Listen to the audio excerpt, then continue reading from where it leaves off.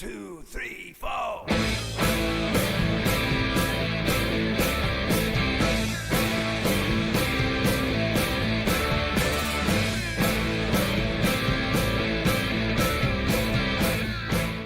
Ladies and gentlemen, welcome back to Gaming Central. Today we'll be discussing controversial Walking Dead topics. And I've been looking at the comments recently on the pretty nice booming videos with the agreeing and disagreeing, and that's great. I'd love to hear the opinions. Some of them are kind of funny to just see how mad people get at my opinions. But anyways, yes, this is going to be obviously an opinion video, no fact on this one. So go ahead and disagree, agree all you want. Your opinions are different from mine. But let's just go ahead and... Who was a better villain, Negan or the Governor? My opinion, Negan is a way better villain. Not to say that the Governor's arc was not good. It was very well laid out. The whole plot with Woodbury versus the prison. I also like how the Governor kind of came back in season 4, although it was kind of lame how he had like 2 full episodes dedicated to himself, only to get stabbed by Michonne, 2 episodes later. But the Governor's arc was really nice laid out. He was a very nice and laid out villain. But Negan, he just has that evil aspect to him, especially season 7, which I'm on right now. So yeah, Negan is also just really intimidating. He has a way bigger group. Saviors are way more intimidating than the Woodbury fighters, and yeah, just overall, I think Negan is a better villain than the Governor. Next up, was Shane a better father than Rick during season 1 and season 2?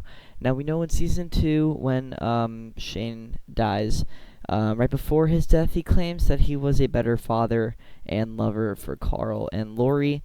Now, when Rick was in the hospital right after the outbreak started, I think Shane was a good man to take care of Lori and Carl, and for that, I do think that Shane was the better father figure and lover for Lori and Carl during these specific seasons.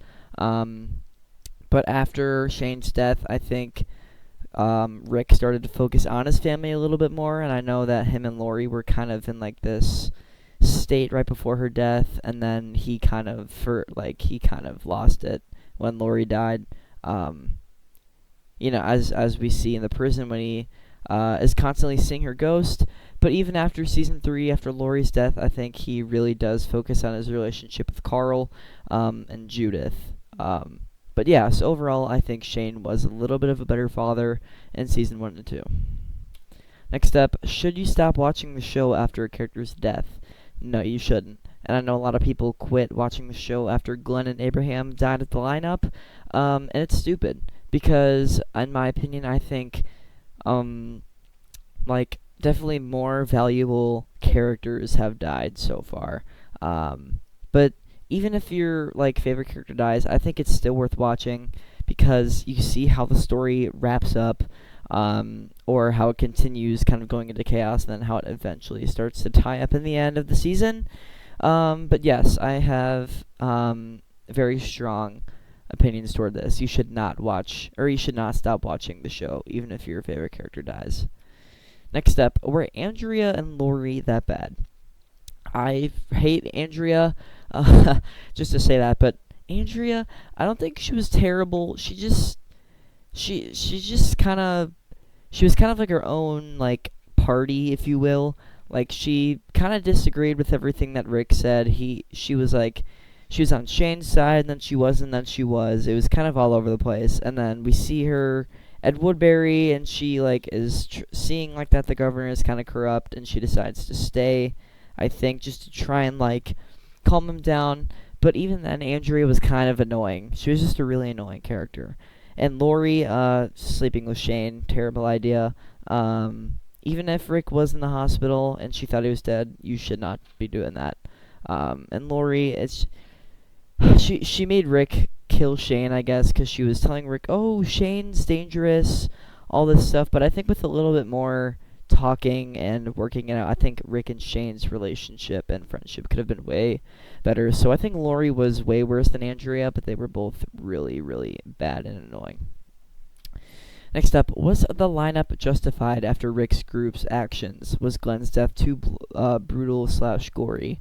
Now, we know that Rick and his group did attack the Savior's outpost at the satellite station, and for me, I don't think Negan was justified to do what he did to Glenn and Abraham, only because we know that the Saviors were kind of torturing other groups, as we know, the Kingdom and Hilltop, but I do see why Negan thought he had to do what he did, but still, I don't think it was really human or justifiable.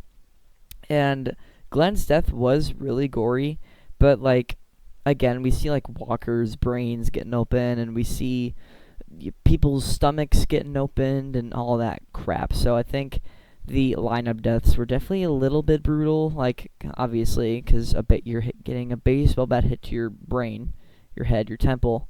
But I don't think it was too gory. I think people just overreact. Next up, was Carl's death good or bad for The Walking Dead as a series?